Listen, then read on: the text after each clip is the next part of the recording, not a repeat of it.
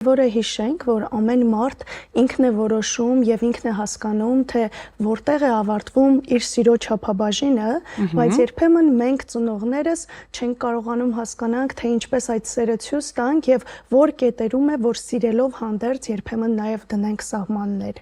Սերը որպես այդպիսին զգացողություն է,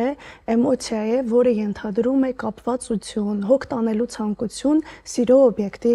հանդեպ։ Երեխայի եւ ծնողների դեպքում սիրո մեջ մենք ունենում ենք այնպիսի իրավիճակ, երբ որ սահմաններ երբեմն չեն լինում եւ ծնողները չեն հասկանում, եթե իրենց երեխային սիրում են, արդյոք պետք է որոշ կետերում դնեն սահմաններ, թե ընդհակառակը սիրո դեպքում ամենաթողություն է կամ մեկ այլ պատկեր սիրո դեպքում երեխայի փոխարեն ամեն ինչ որոշել է երեխայի բարեկեցությունից ելնելով հանդերձ։ Այդ իսկ պատճառով պետք է հիշել, որ այո, սիրո մեջ լինում են սահմաններ, բայց պետք է հասկանանք, թե որ դեպքեր